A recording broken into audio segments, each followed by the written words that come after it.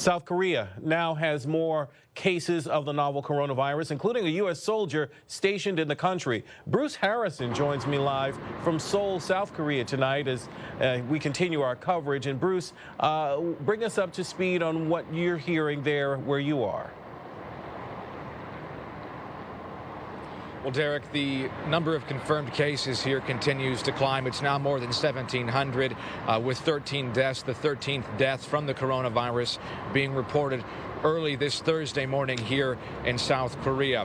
When it comes to the military, the U.S. and South Korea have recently agreed to postpone their annual springtime military exercises for fear of further spreading the disease among their troops. You mentioned a U.S. soldier has tested positive. Well, more than 20 South Korean soldiers have tested positive. So both militaries on high alert, making sure they have proper quarantine measures in place to prevent the spread of the disease here on their bases spread across the country. South Korea also taking more blows when it comes to travel restrictions. Japan is the latest country among those to say anyone from Daegu or the southeast region, North Gyeongsang province, where the epicenter of the outbreak here is in this country, no longer allowed to travel to Japan. That comes after Vietnam and actually dozens of other countries that have either quarantine measures or full bans on Koreans. And Bruce, we're hearing schools in Japan going to be closed for a month? A month.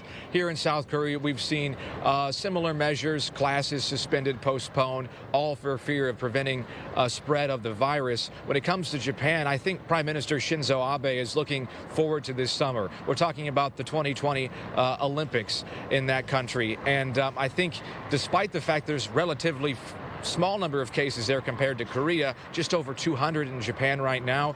The Prime Minister wants to make sure this doesn't get out of control in that country for fear of what some people are suggesting could be a cancellation of the games. Obviously, there's no official response in that regard yet, but it's not just schools. Prime Minister Abe has also canceled major sports events coming up in the next month or two, arts festivals as well. He's trying to avoid crowds, prevent the spread, make sure the Olympics go forward. That would be a major blow to Japan. It's spent a lot of money. There's a lot of economic issues tied up in that would hurt the country. Sure, but there's still a lot of concern about people going to the Olympics with this coronavirus spreading. Bruce Harrison, thank you for joining me here from Seoul, South Korea.